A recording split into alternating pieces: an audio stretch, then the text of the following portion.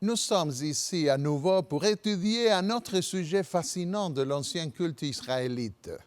De cet évangile en nombres, en paraboles, en symboles, en chiffres, en représentations, pour utiliser des termes que l'on peut trouver dans la Bible pour expliquer le but de ce rituel.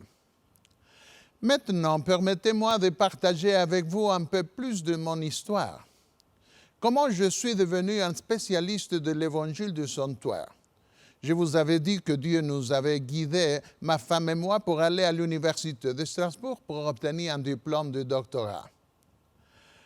Après avoir été admise au programme de doctorat, j'ai pensé que nous pourrions joindre les deux bouts de l'année scolaire avec les économies que nous avions réunies avant notre départ de l'Argentine. Mais nous avons eu un problème énorme. Après 10 ans de mariage, ma femme fut enceinte. Elle a passé 25 jours à l'hôpital pour éviter de donner naissance prématurément. Ma femme dut rester hospitalisée une semaine de plus après qu'elle eut délivré notre fille. Bref, nous n'avions pas d'argent pour payer les frais de la mise au monde. Les assurances élevées que nous payions ne voulaient pas couvrir les 80% de l'hospitalisation parce que ma femme n'avait pas été assurée à temps. Mais après avoir expliqué qu'elle ne pouvait pas être assurée plus tôt parce qu'elle n'était pas en France, ils ont accepté de payer le montant important qui nous troublait. De toute façon, les 20% restants étaient également trop. On m'a dirigé vers différents bureaux de l'hôpital pour résoudre ce problème. Enfin, une dame m'a demandé d'attendre pendant qu'elle appellerait différents départements de l'hôpital. Après 20 minutes, elle m'a regardé et a souri. « Vous pouvez aller, me dit-elle. Vous n'avez rien à payer. » Je ne pouvais pas y croire. Nous avions maintenant une fille sans rien payer, à l'exception de l'assurance que nous arrêtâmes de payer à partir de ce moment parce que c'était trop pour nous. La semaine suivante, nous avons reçu une notification par courrier d'un service nommé allocation familiale. Mon vocabulaire français était encore limité, elle était plus liée à un vocabulaire théologique. Et en particulier dans le domaine social, mon vocabulaire français était vraiment limité. J'ai vu le montant indiqué dans la notification, 1800 francs français, à l'époque environ 400 $. Et j'ai pensé que je devais les payer. Quoi? On m'avait dit que je n'avais rien à payer. Je suis allé à la banque comme cela a été requis dans la notification et j'ai essayé d'expliquer que je ne devais plus rien.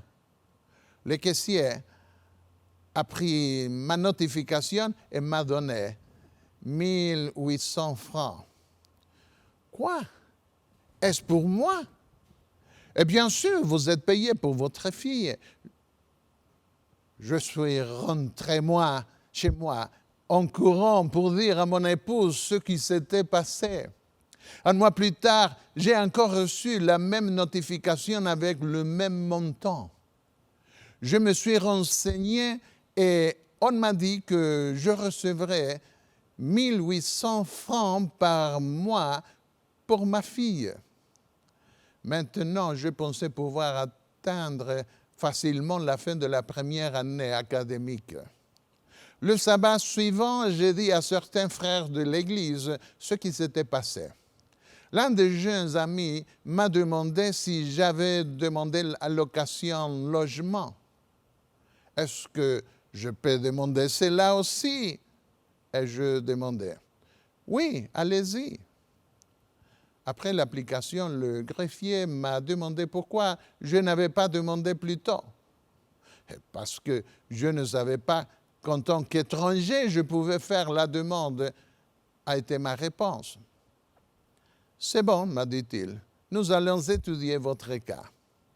Une semaine plus tard, j'ai reçu en bloc paiement complet de 10 mois de loyer précédent. Nous avons acheté une voiture et avons commencé à visiter l'Europe, en particulier les différentes bibliothèques théologiques spécialisées en Angleterre, en Allemagne et en France. Pour la 10e année, j'ai demandé une bourse à la faculté protestante. Je fus le premier étudiant à recevoir cette bourse d'études. C'était une de seulement 5 bourses allouées à la faculté par le gouvernement pour les étudiants ayant peu de ressources. Ils m'en ont donné la raison. Aucun étudiant n'avait un plan aussi clair que moi pour sa thèse de doctorat. Le dernier paiement de cette bourse fut suivi du premier traitement du séminaire adventiste en France où j'avais été invité à enseigner la théologie. J'ai pu terminer mes études sans travailler, avec la bénédiction de Dieu. Dans le message suivant, je vous dirai les choses merveilleuses que j'ai trouvées dans mes études, dans mes recherches pour ma thèse de doctorat. Mais passons maintenant au message d'aujourd'hui. Comment purifier le temple de l'âme? Lorsque dans l'ancien Israël, quelqu'un avait touché un animal mort, il était souillé. Nous pouvons qualifier cette souillure de légère parce qu'elle ne durait que jusqu'au soir. Dans Lévitique 11, nous lisons certaines de ces lois qui déclaraient que si une personne touchait un cadavre d'un animal, elle était souillée. Nous lisons, « Vous les regarderez comme impurs parmi tous les reptiles. Quiconque les touchera mort sera impur jusqu'au soir. S'il meurt un des animaux qui vous servent de nourriture, celui qui touchera son corps mort sera impur jusqu'au soir. » Je vais vous demander de prêter attention à ces lois étranges qui aujourd'hui sont obsolètes. Parce que dans ces lois, nous trouvons les principes essentiels de l'Évangile. À travers ces lois se révèle le paradoxe de la bonne nouvelle. Nous allons passer environ 10 ou 15 minutes à étudier ces principes et ensuite nous allons essayer de trouver leur valeur spirituelle pour aujourd'hui. La loi exigeait ceci. Celui qui mangera de son corps mort lavera ses vêtements et sera impur jusqu'au soir. Et celui qui portera son corps mort lavera ses vêtements et sera impur jusqu'au soir. C'est la raison pour laquelle nous qualifions cette contamination de légère. Elle durait jusqu'au soir. Qu'est-ce que Dieu exigeait pour en être purifié? Seulement de se baigner. Celui qui touchera ces choses sera impur jusqu'au soir. Il ne mangera pas des choses saintes, mais il lavera son corps dans l'eau. Après le coucher du soleil, il sera pur. Lévitique 22, versets 6 et 7. On peut voir ici qu'une personne pouvait devenir impure sans péché, parce que la seule chose qui lui était demandée était de laver son corps avec de l'eau. Aucun sacrifice pour le péché n'était requis pour cette contamination légère. Lisons un autre texte. Toute personne indigène ou étrangère qui mangera d'une bête morte ou déchirée lavera ses vêtements et se lavera dans l'eau et sera impure jusqu'au soir. Puis elle sera pure. Lévitique 17, verset 15. Vous savez comment les animaux sauvages tuent leurs victimes. Ils attrapent l'animal à la gorge pour le noyer. Mais pour manger un animal pur, Dieu avait prescrit de répandre le sang des animaux. Qu'est-ce qui était demandé pour redevenir pur? De se baigner. Le mot hébreu traduit par lavage est également traduit par bain. Lorsqu'il s'agit des mains et des pieds, nous traduisons par le mot laver. Dans le cas contraire, il signifie se baigner. La personne impure devait se baigner afin de retrouver sa pureté. Les conséquences pour ne pas se baigner étaient plus graves. Car si la personne impure se baignait pour cette souillure légère, il n'y avait pas besoin d'offrir de sacrifice. Mais si elle ne se baignait pas, elle commettait un péché. Lisons Lévitique 17, verset 16. Si elle ne lave pas ses vêtements et ne lave pas son corps, elle portera la peine de sa faute. Maintenant, qu'est-ce que la personne impure devait faire si elle ne se baignait pas et portait par conséquent son péché? Se baigner n'était plus suffisant. Il y avait une exigence supplémentaire. Elle devait offrir un sacrifice pour le péché parce qu'elle était maintenant coupable. Dans Lévitique 5, nous lisons la loi qui montre que la contamination d'une personne impure devenait plus grave lorsque cette personne ne se baignait pas. Lorsque quelqu'un, sans apercevoir, touchera une chose souillée comme le cadavre d'un animal impur, que ce soit d'une bête sauvage ou domestique, ou bien d'un reptile, il deviendra lui-même impur et il se rendra coupable. Puis il offrira un sacrifice pour la faute de l'Éternel, pour le péché qu'il a commis, une femelle de menu bétail, une brebis ou une chèvre comme victime expiatoire. Et le sacrificateur fera pour lui l'expiation de son péché. Selon la loi, il y avait une contamination moindre qui touchait la personne innocente, mais qui n'impliquait pas de culpabilité. En d'autres mots, une personne pouvait être souillée sans péché. Elle était déclarée impure, mais aucun sacrifice n'était requis pour sa purification. Elle devait juste se baigner. Si la personne impure n'obéissait pas, si elle ne lavait pas son corps avec de l'eau, elle devait faire une démarche supplémentaire qui était d'offrir un sacrifice pour le péché. Maintenant, passons à un autre genre de contamination. Nous pouvons appeler cette contamination comme étant plus grave parce qu'elle durait une semaine entière. C'était la contamination reçue en touchant du sang humain ou des cadavres.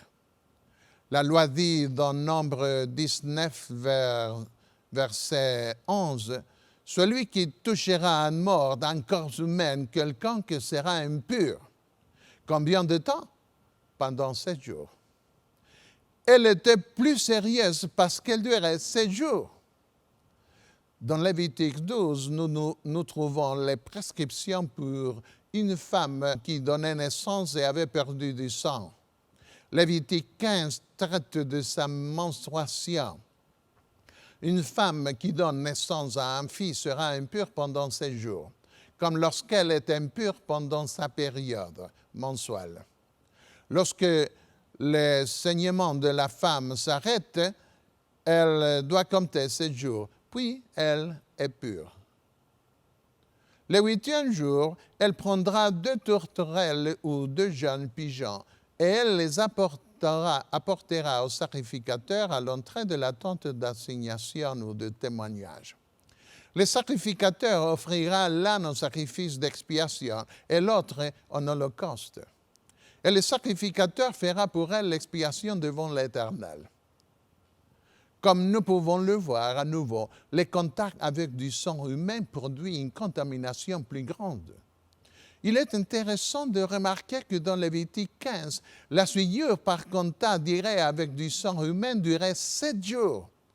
Mais le contact indirect en touchant par exemple le lieu où la personne souillée avait été assise, produisait une souillure qui durait jusqu'au coucher du soleil. Cela est important parce que nous verrons plus loin que le sanctuaire était souillé au cours de l'année par une contamination plus légère, c'est-à-dire par une contamination indirecte. C'était le sang du sacrifice qui portait les péchés et les impuretés du peuple dans le sanctuaire. Afin d'être débarrassés de cette souillure plus grave, qu'est-ce que les personnes impures devaient faire? Lisons. Dans le cas de la personne qui avait touché un cadavre, la loi dit, on prendra pour celui qui est impur de la cendre de la victime expiatoire qui a été brûlée et on mettra dessus de l'eau vive dans un vase. Celui qui est pur fera l'aspersion sur celui qui est impur le 3e jour et le 7e jour, et il le purifiera le 7e jour. Je parlerai plus de cette loi dans le message suivant. Ici, nous voulons faire ressortir la durée de la souillure et sa nature. On peut voir dans ces passages que le contact direct avec un cadavre humain produisait une contamination qui ne pouvait pas être enlevée par un nettoyage avec de l'eau. Il était nécessaire d'offrir un sacrifice. Dans ce cas, il avait affaire avec les cendres préparées avec l'holocauste d'une génisse rouge. Afin d'éviter de sacrifier de nombreux animaux pour avoir touché un cadavre, Dieu exigeait de faire le rite de la purification en mélangeant ces cendres avec de l'eau qui prenait la couleur du sang. Qu'arrivait-il cependant si une personne devenue impure en touchant du sang humain ou un cadavre ne se purifiait pas par un sacrifice? Quelles étaient les conséquences pour ne pas se purifier soi-même d'une contamination humaine? Lévitique 15, 31 dit, « Vous éloignerez les enfants d'Israël de leurs impuretés, de peur qu'ils ne meurent à cause de leur impureté, s'ils suivent mon tabernacle qui est au milieu d'eux. » Que se passait-il en conséquence si la personne impure n'était pas été purifiée? Le temple était souillé illégalement. Nombre 19, versets 13 et 20, répétait le même principe. Celui qui ne se purifiera pas souille le tabernacle de l'Éternel. Celui-là sera retranché d'Israël et son impureté est encore sur lui. Résumons ce que nous avons étudié. Il y avait une contamination légère pour avoir touché du sang ou un cadavre, et il y avait une contamination plus grave pour avoir touché du sang ou des cadavres humains. Dans le premier cas, la seule exigence était de se baigner. Dans l'autre, la personne impure devait offrir un sacrifice. Dieu n'acceptait pas qu'une impureté humaine vienne directement dans son sanctuaire. Ce type de contamination était illégal et exigeait la peine de mort. Dieu acceptait uniquement les contaminations légères de son sanctuaire transmises par un animal pur qui portait l'impureté ou le péché de son peuple. Un récipient de sang demeurait dans son sanctuaire, certifiant que le paiement avait été effectué à travers le sacrifice d'un substitut, le sacrifice pour le péché. Le même principe était appliqué pour la lèpre. Après avoir été guéri, la souillure durait une semaine et exigeait un sacrifice pour que la personne soit de nouveau admise dans la communauté et ait accès à la maison de l'Éternel. Les hommes pouvaient aussi perdre du sang avec une maladie infectieuse, une référence probablement à la gonorrhée ou à tout autre type d'écoulement du sang. Le même principe est observé dans la solution proposée pour leur purification. Jésus reçut quelques lépreux pour les guérir. À une occasion, 10 d'entre eux vinrent à lui. Celui qui touchait un lépreux était mis en quarantaine, comme on dit aujourd'hui, bien que cela ne durait pas nécessairement 40 jours. Un lépreux lui demanda, « Seigneur, si tu veux, tu peux me rendre pur. » Jésus répondit, « Je le veux, sois pur. » Il était la source de la purification. Il était le véritable agneau de Dieu qui serait sacrifié. Puis il toucha le lépreux et le lépreux fut guéri. Mais il exigea que le lépreux aille immédiatement vers le sacrificateur pour que le sacrificateur puisse admettre inconsciemment la guérison du lépreux.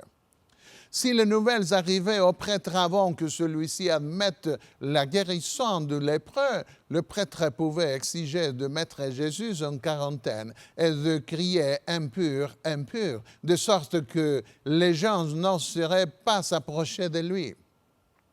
Permettez-moi de vous dire qu'il n'est pas facile de trouver les raisons de ces lois.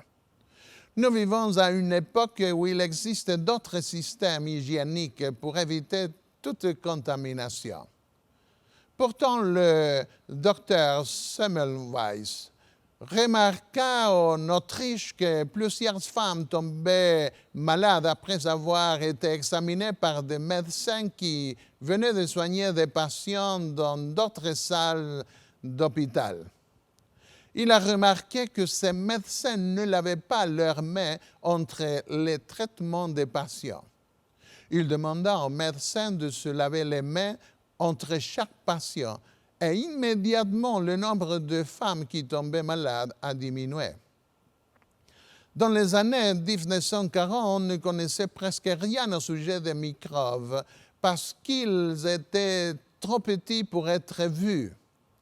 Quelques années plus tard, les microbes ont été découverts et les gens ont commencé à se rendre compte que les germes pouvaient être transportés et transmis.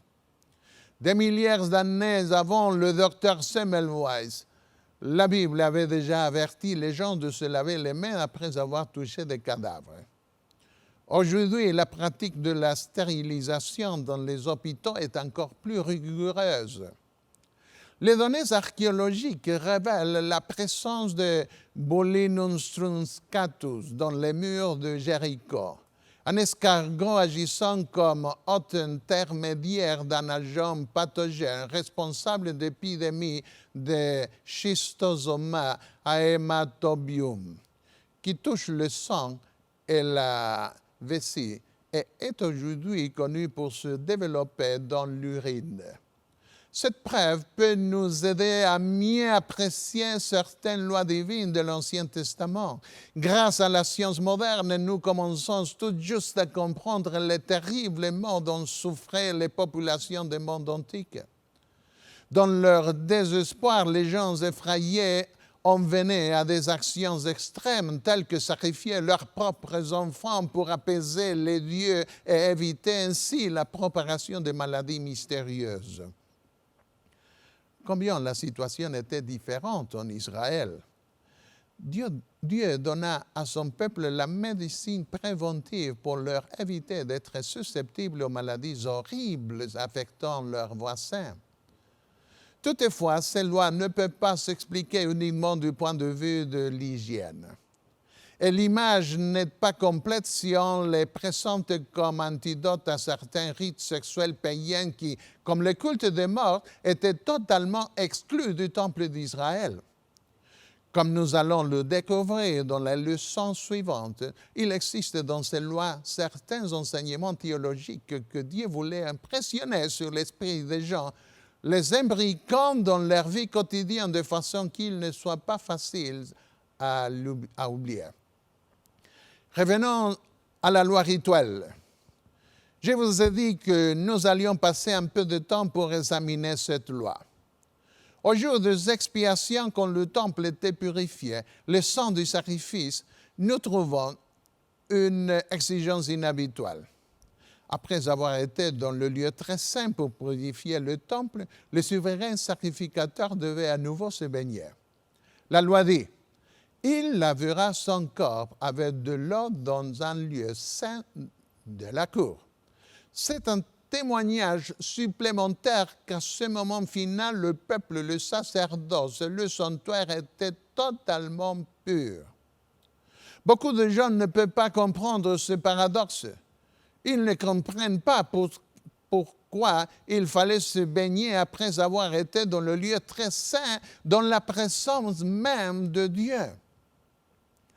L'un des commentateurs que j'ai lu disait que le souverain sacrificateur avait été contaminé par la sainteté du lieu très saint. C'est absurde. Aucun rituel n'était indiqué pour purifier une personne de la sainteté. La réponse n'est pas compliquée.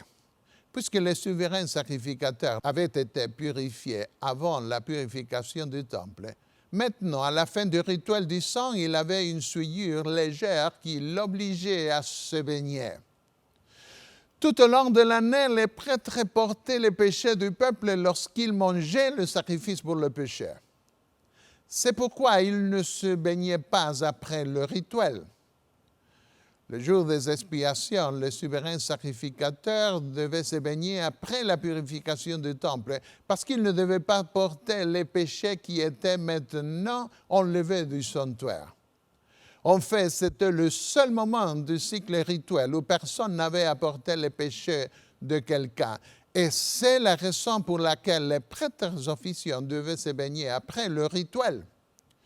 Nous reviendrons sur cette question dans un autre message.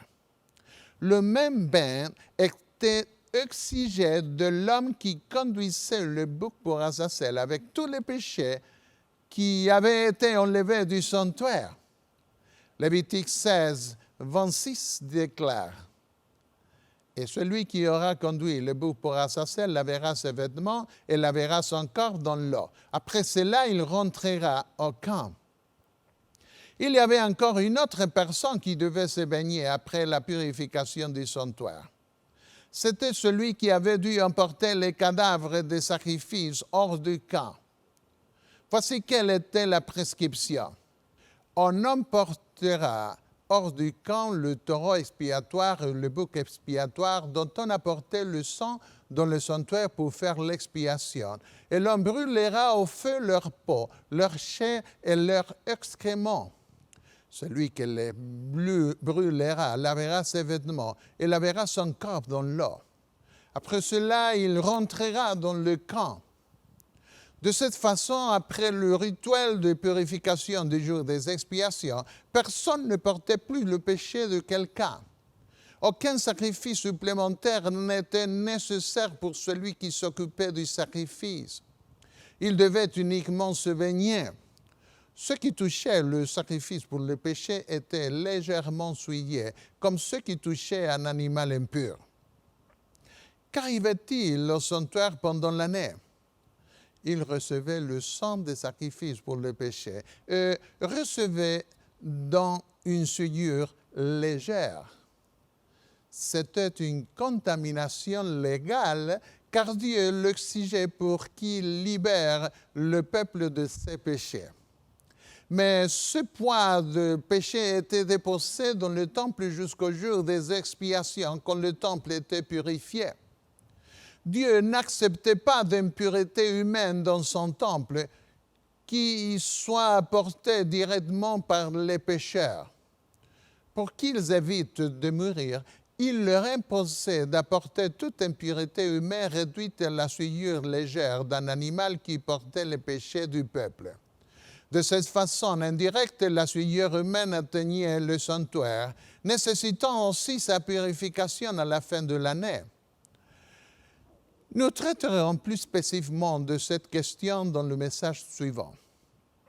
À la fin de l'année, au jour des expiations, le sanctuaire était purifié de toute l'accumulation des péchés, le sang, qui avait été déposé. Le résultat de cette journée était la sentence divine. Vous serez purifiés en ce jour de tous vos péchés. Lévitique 16, verset 30. Parlons maintenant de la valeur spirituelle de ces lois qui traitent les différents types de souillures et des différentes façons de les purifier. quelle application spirituelle Jésus et les apôtres font-ils de la première contamination, la contamination légère? Écrivant aux Éphésiens au chapitre 4, verset 26, l'apôtre Paul dit « Soyez en colère et ne péchez pas. Ne laissez pas le soleil se coucher sur votre colère. » Est-ce mal de se mettre en colère? Ne devrions-nous jamais nous mettre en colère? L'apôtre dit ici que nous pouvons parfois être en colère. Paul écrivit aux Corinthiens, « Vais-je venir à vous avec le fouet ou avec amour et dans un esprit de douceur ?» 1 Corinthiens 4, 21. Plus tard, il se mit en colère contre le souverain sacrificateur qui le fit frapper. « Dieu te frappera, muraille blanchie !» s'écria-t-il. « Vous siégez là pour me juger selon la loi, et pourtant vous violez vous-même la loi en commandant que je sois frappé. » Acte 23, verset 3. Jésus, cependant, n'a pas exhibé de vives réactions du cœur humain comme Paul lorsqu'il fut personnellement blessé.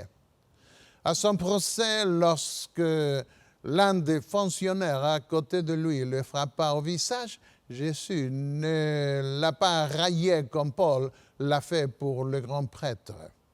Jésus dit, « Si j'ai mal parlé, fais voir ce que j'ai dit de mal. Et si j'ai bien parlé, pourquoi me frappes-tu » Jean 18, 23. À une occasion, peu de temps après avoir commencé mon ministère dans ma jeunesse, lorsqu'il semble souvent plus facile d'aller de l'avant que de demander la permission, j'ai réussi à être assez insolent avec l'un des administrateurs de l'Église en Amérique du Sud. Je lui ai dit plusieurs choses qu'il ne voulait pas vraiment entendre. Il a exigé que j'arrête ma voiture immédiatement, bien que nous fûmes encore loin de son hôtel. Malheureusement pour lui, alors que je me garais sur le bas-côté de la route, une violente averse survint, le piégeant là à côté de moi. Je ricanais intérieurement, « Le Seigneur est avec moi » et j'ai commencé à débiter davantage des morceaux choisis dont je voulais me décharger sur lui. Soudain, il m'a arrêté et m'a dit, « Dites-moi, êtes-vous capable de prier maintenant ?» Sa question m'a pris tout à fait par surprise. Étant encore trop enflammé, tout ce que j'ai pu dire fut « Pas maintenant, mais après un certain temps, oui. » Si notre colère vise à raccommoder ou à réparer quelque chose qui ne va pas, elle est très légitime. C'est différent lorsque notre colère cherche à détruire la réputation, par exemple, ou à porter l'atteinte à l'honneur de quelqu'un. Je me souviens d'un jeune pasteur qui considérait singulièrement le caractère de Christ d'une douceur inébranlable pure. Il estimait que c'était sa vocation en doux Jésus de faire de même. De temps à autre, les conflits habituels et des problèmes interpersonnels surgissaient dans l'Église. Et lorsque les anciens ou les membres portaient ces questions à son attention dans l'espoir d'une résolution, le pasteur souriait d'une douceur beauté et s'esquivait de l'affaire. Exaspéré par la naïveté du pasteur, l'un des principaux frères de la fédération s'est finalement écrié lors de sa visite à cette église. « Dis-moi, Bob, quand allez-vous vous mettre en colère ?» Paul n'a pas dit que toute colère est nécessairement un péché. Il y a des circonstances de la vie qui nécessitent de toute évidence une réponse énergétique. Il est du devoir des parents, des enseignants et des dirigeants d'église d'entreprendre certaines actions dynamiques, de froncer un peu les sourcils face à des débordements. Si quelqu'un m'écrase méchamment le pied maintes et maintes fois, il est non seulement naturel, mais totalement approprié de réagir avec au moins un « Ah !» ou en fait, faites attention pour que l'offenseur comprenne clairement la chose. Mais si nous apportons cette colère au lit, symboliquement jusqu'au coucher du soleil, cette colère peut devenir un péché.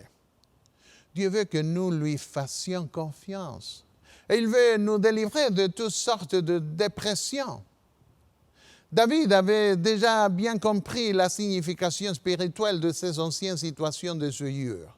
« Mettez-vous en colère, dit-il, et ne péchez pas.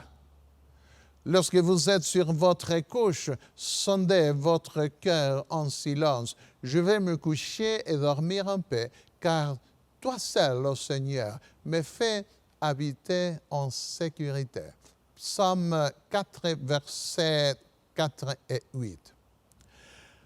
Avant de nous endormir, nous pouvons demander de l'aide de Dieu, sachant qu'il sait toutes choses et que nous n'étions pas coupables.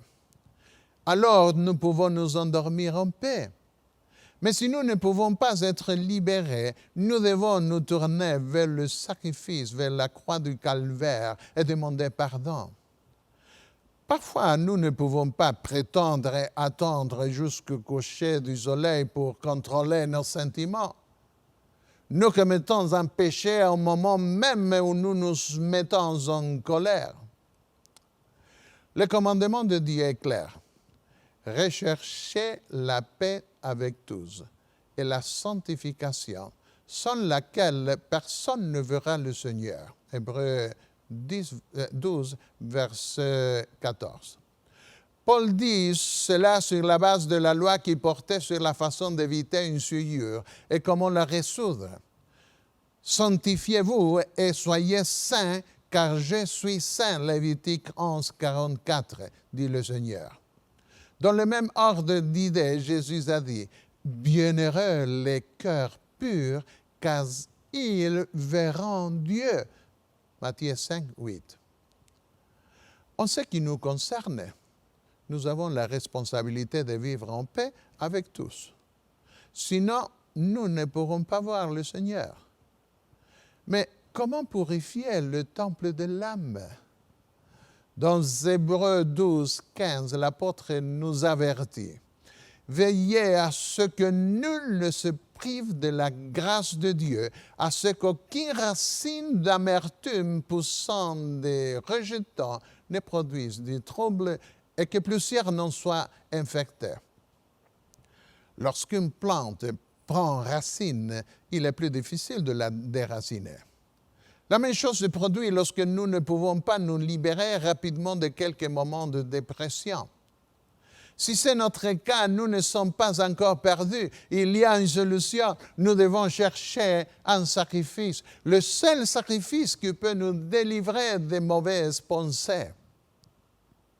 Nous devrons consacrer plus de temps à regarder la croix du calvaire à l'agneau de Dieu pour être en mesure de déraciner ces racines d'amertume qui peuvent s'installer dans notre cœur. Parce que la croix guérit, restaure, purifie l'âme de tout ce qui la suit.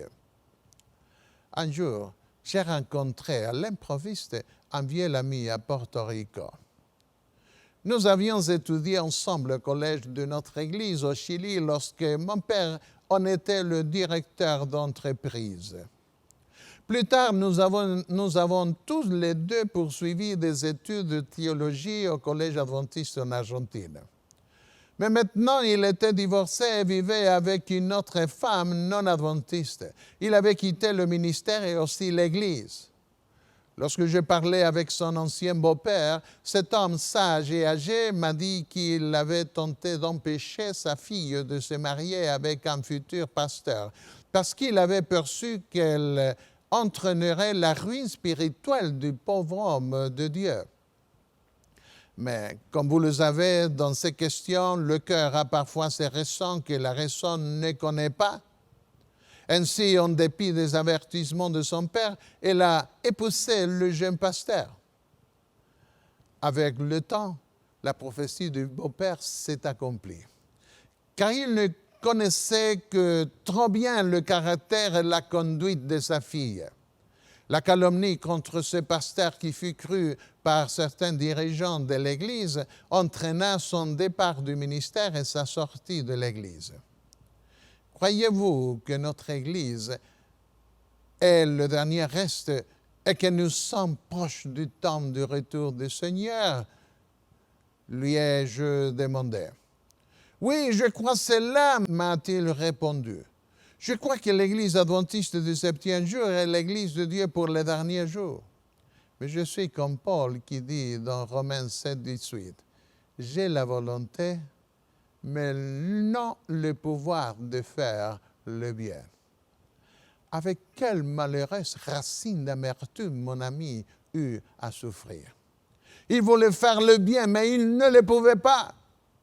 Cher ami et chers amis, si vous voulez vaincre, si vous voulez être admis dans le royaume de Dieu, vous devez déraciner ces racines d'amertume qui nuisent à votre âme.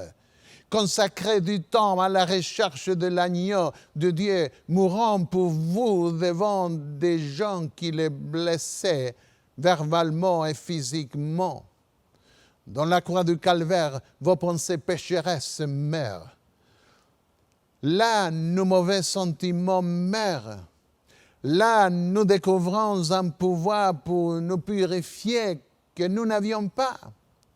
Parce que tous ceux qui ont cette espérance en lui, dit l'apôtre Jean, se purifient comme lui-même est pur.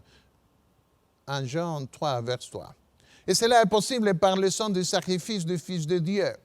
Il peut remplir votre cœur d'un amour né de Dieu. Ne vous inquiétez de rien, écrit Paul aux Philippiens, mais en toutes choses, par la prière et par la supplication avec action de grâce, présentez vos demandes à Dieu. Et la paix de Dieu, qui surpasse toute intelligence, gardera vos cœurs et vos pensées en Jésus-Christ. Philippiens 4, versets 6 au 8. Il n'y a rien d'aussi merveilleux que la paix de l'âme, la paix que Dieu seul peut donner quand nous voyons le sacrifice de son Fils en notre faveur. Lorsque, qu'en vertu de notre confession, nous recevons le pardon des péchés. Lorsque l'Esprit de Dieu nous est donné pour vaincre nos mauvaises pensées. Puis, nous sommes à nouveau libres et nous pouvons vivre dans la paix.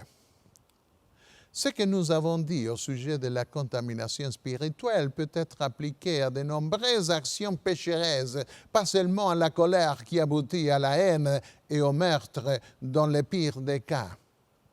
Quelles sont certaines de ces souillures spécifiquement mentionnées par Jésus? Il faisait aussi référence à ces lois de l'Ancien Testament. Il tenait compte à la fois des contaminations légères et des contaminations plus graves. Parlons de ce qui vient de notre cœur quand ces mauvaises pensées y ont pris racine. Il dit, « Car c'est du cœur que viennent les mauvaises pensées.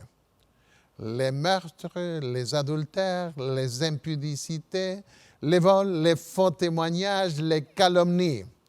C'est ce qui rend un homme impur. » Matthieu 15, 19 et 20. J'ai entendu un pasteur dire à un groupe religieux qui s'occupe des problèmes de provocation sensuelle que peut-être qu'il est impossible d'éviter de remarquer une femme qui est habillée de façon très provocante, exposant trop de peau et de formes. Mais les amis, c'est vraiment le devoir du chrétien de détourner le regard, de ne pas regarder une 10e fois d'une façon persistante qui entraîne des désirs impurs. C'est ce qu'un coupe d'œil qui contamine le cœur et permet aux convoitises charnelles de prendre racine dans le cœur. C'est pourquoi Jésus nous a avertis du danger qui entre par nos yeux et de l'importance à préserver les avenues de l'âme.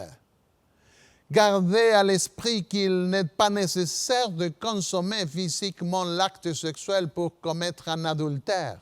Le péché est déjà commis quand il prend racine dans notre cœur et occupe un espace dans nos sentiments. Dans les paroles de Jésus trouvées dans Matthieu 5, 28, quiconque regarde une femme pour la convoiter a déjà commis un adultère avec elle dans son cœur. Ceux qui sont possédés par une vie sensuelle, qui vivent avec une morale souillée, peuvent aussi être délivrés par le sang du sacrifice. Ils peuvent aussi vaincre par la croix du calvaire. Je crois que nous vivons à la fin du monde. Il y aura une corruption mondiale. Cette corruption finale du monde est pathétiquement exprimée dans le dernier appel divin à ceux qui vivront à cette époque-là. Nous lisons dans Apocalypse 18, versets 2 et 3, « Elle est tombée, Babylone, la grande. Elle est devenue une habitation de démons et un repère de tout esprit impur, un repère de tout oiseau impur et odieux. Toutes les nations ont bu du vin de la fureur de son impudicité. Les rois de la terre se sont livrés avec elle à l'impudicité et que les marchands de la terre se sont enrichis par la puissance de son luxe. » Ici, le livre de l'Apocalypse parle de la dernière chute morale des chefs religieux, parce qu'il parle de Babylone en référence à l'Église de Rome et à ses filles, par l'intermédiaire des médias. Une corruption générale remplit le monde de la contamination la plus grave. Des membres de la hiérarchie de l'Église catholique romaine ont écrit un livre appelé « Le Vatican contre Dieu ». Il parle de drogues, sexe et homosexualité. Il parle aussi des abus et des luttes pour le pouvoir et du spiritisme. Des livres plus récents ont traité de la fraude à un niveau jamais imaginé auparavant dans ce qu'on appelle le Saint-Siège. Il y a couramment des fuites d'informations appelées Vatilix qui parlent de propriétés achetées par le Vatican et qui fonctionnent comme des maisons de prostitution pour prêtres et de saunas pour homosexuels. Ellen White avait prévu cette image du monde religieux il y a plus d'un siècle. Elle a écrit en 1911 dans son livre « La tragédie du siècle ». En accueillant les enseignants spirites, les églises supprimeront tout frein religieux. Il en résultera que la profession de christianisme ne sera plus qu'un manteau servant à couvrir des actions ignobles. Tout cela est apparu il y a déjà plusieurs années. Dans ce livre, Le Vatican contre Dieu, écrit en 1999 par des prélats romains, nous lisons « Un pénitent vint à la confession dans le sanctuaire romain de l'amour divin. Père, j'appartiens à une secte satanique dans laquelle j'ai une importante fonction. J'y ai attiré beaucoup de personnes. Depuis combien de temps? Depuis une dizaine d'années. J'ai convaincu aussi d'autres personnes à assister aux messes noires ainsi qu'à d'autres rites sataniques. Mais il y a quelques jours, c'est moi qui ai été invité à une messe noire dans un endroit où je n'aurais jamais imaginé que de tels rites pouvaient être célébrés. Où ça? Au Vatican. Gardez à l'esprit que le livre de l'Apocalypse a averti que Rome deviendrait une habitation de démons. Qui étaient les autres participants? Demanda le prêtre dans son confessionnal. Ils ne pouvaient pas être reconnus. Nous y sommes tous allés avec une capuche sur la tête. Les voix étaient graves, non identifiables. L'invitation était un honneur pour moi. Le livre de l'Apocalypse a déclaré que Rome deviendrait un repère de tout esprit impur. dans CENIT, l'agence de presse officielle de la Cité du Vatican, le 21 mai 2000, nous lisons « En Italie, il est devenu très courant de parler avec les morts. Le spiritualisme est de retour avec un nouveau visage. Les évêques affirment que les réunions, les séminaires et les conférences centrées sur la spiritualité de l'au-delà se sont multipliées. De nombreuses personnes endeuillées assistent aux réunions pendant les week-ends pour entendre parler de l'espérance de vie après la mort. Même des prêtres très bien connus travaillent dans ces groupes. À certaines réunions, une messe est célébrée. Comme par le passé, une corruption morale et spirituelle est aujourd'hui développée dans ces centres religieux.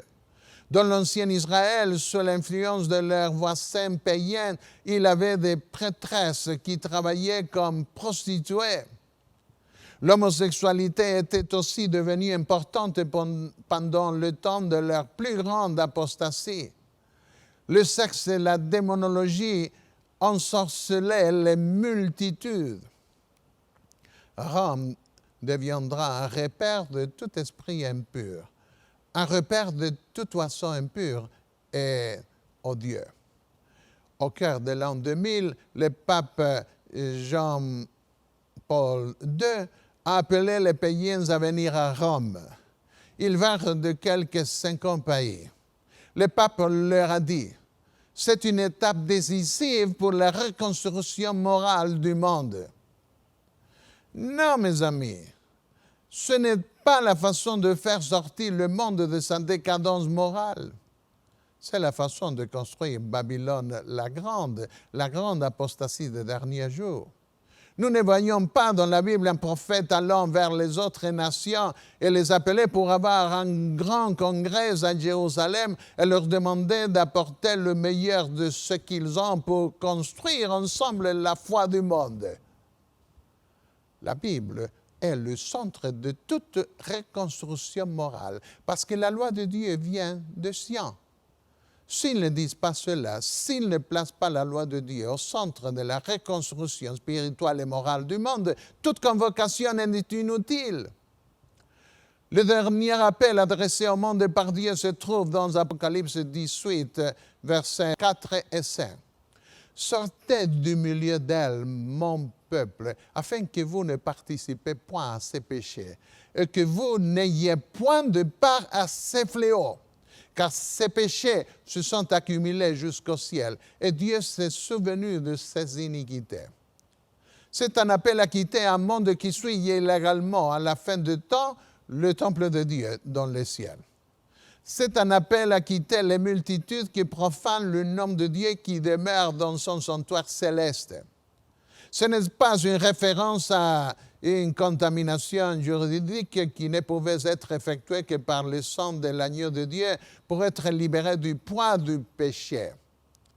Que signifie Hébreux 9, 13 et 14 qui dit « Si le sang de taureaux et de boucs qui sont répandus sur ceux qui sont souillés sanctifient et procurent la pureté de la chair, combien plus le sang de Christ qui, par un esprit éternel, s'est offert lui-même sans tâche à Dieu, purifiera-t-il votre conscience des œuvres mortes afin que vous serviez le Dieu vivant? » Il y a plusieurs années, Dieu donnait des séminaires d'évangélisation en République dominicaine.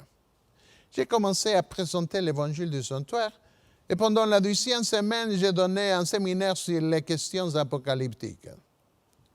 Un bon nombre de personnes a été baptisées à la fin. Quand je suis arrivé à l'église, le dernier samedi, une jeune femme a commencé à sauter comme une petite fille. « Mon père sera baptisé », criait-elle. Son père avait quitté l'église pendant près de 20 ans. Plein d'amertume. Elle lui avait demandé de venir aux réunions, mais il n'avait pas consenti. Ce dernier samedi, le père avait promis qu'il écouterait mon message sur la radio adventiste. Lorsqu'elle est revenue de l'église à midi, son père pleurait. il lui a dit, « Je n'en peux plus, je ne peux plus. » Il est venu à l'église dans l'après-midi. Il a demandé à être rebaptisé. Une autre dame voulait être baptisée depuis 5 ans, mais elle ne pouvait pas s'arrêter de fumer. Elle a entendu mon message au début de la première semaine sur la purification du temple de l'âme. J'ai un peu chanté ce que les enseignants chantent parfois pour les enfants pendant l'école du sabbat. Satan est méchant, il suit le cœur. Assurément, il est le sac de saleté de l'univers déterminé à salir autant de cœurs qu'il peut. Il vit poussant les nations à faire la guerre les unes contre les autres. Il vit pour gâcher les familles des enfants de Dieu et les églises du Seigneur. Pleines de douceur, les paroles de notre chanson pour l'école du sabbat nous disent ensuite de l'œuvre du diable. Satan est méchant, il suit le cœur, mais Jésus l'a purifié. Il habite avec moi, il est mon ami. Et quand Satan vient, je lui dis non, non, non. Une chanson pour les enfants. Chers amis, si vous le souhaitez, vous pouvez être pur. Si vous allez simplement à lui comme vers le plus grand spécialiste de tout l'univers pour purifier les âmes, vous réussirez. Il peut purifier vos pensées. Il peut purifier votre cœur. Il peut vous purifier de n'importe quel acte odieux qui a perturbé votre vie. Il est le juste restaurateur de la pureté, de la piété dans toute la création. En tant que notre souverain sacrificateur céleste, il vit pour purifier nos consciences. Il s'efforce sans cesse de réunir une Église pure, sans tache et irrépréhensible qu'il peut amener par la main vers son Père et les saints anges. Cette dame, qui ne pouvait pas vaincre son addiction au tabac, interpréta mon message d'une manière différente. Elle se dit, « J'ai essayé de vaincre par moi-même par différentes méthodes, mais je n'ai pas réussi. Si Jésus est le plus grand spécialiste de l'univers pour purifier les âmes, je vais aller à lui. Il peut purifier aussi mon corps. » Maintenant, à la fin de la 10e semaine, elle était prête pour le baptême, pleurant également de bonheur parce qu'elle avait vaincu. Bienheureux ceux qui ont le cœur pur, car ils verront Dieu, a dit Jésus dans Matthieu 5, 8. Vraiment, quelle bénédiction d'être pur de cœur. Il n'y a pas de remords parce que nous avons été pardonnés. Il n'y a aucune condamnation parce que le Seigneur nous a sauvés et nous a placés sur un rocher spirituel afin de ne plus tomber dans le territoire de l'ennemi. Qu'est-ce qui va arriver à ceux qui refusent d'être purifiés? Hébreux 10, 26 au 28 répond. Car si nous péchons volontairement après avoir reçu la connaissance de la vérité, il ne restait plus de sacrifice pour le péché, mais une attente terrible de jugement et l'ardeur d'un feu qui dévorera les rebelles. Celui qui a violé la loi de Moïse meurt sans miséricorde sous la déposition de 2 ou de 3 témoins. De quel pire châtiment pensez-vous que sera jugé digne celui qui aura foulé aux pieds le Fils de Dieu, qui aura tenu pour profane le sang de l'alliance par lequel il a été sanctifié et qui aura outragé l'esprit de la grâce? C'est une chose terrible que de tomber entre les mains du Dieu vivant. Il n'existe qu'une solution. Il y a un moyen de s'en sortir. Il y a une libération. Il y a une purification. Il y a une sanctification. Vous pouvez la trouver dans le sang de l'agneau, dans le sang du Fils de Dieu. Mon cher ami, permettez-moi de vous le dire à nouveau. Vous pouvez être pur si vous le voulez, de tout votre cœur. Heureux ceux qui lavent leurs robes afin d'avoir droit à l'arbre de vie et d'entrer dans les portes de la ville. Apocalypse 22, 14. Rien d'impur n'entrera dans la cité de Dieu, selon Apocalypse 21, 27. Il n'entrera chez celle rien de souillé, ni personne qui se livre à l'abomination et au mensonge. Il n'entrera que ceux qui sont écrits dans le livre de vie de l'agneau. Une fois de plus, je tiens à vous inviter à purifier votre âme, le temple de votre âme, là où vous êtes. Cela est possible par le sang du Fils de Dieu. Il a donné sa vie pour que vous soyez purifiés, pour que vous receviez l'héritage éternel.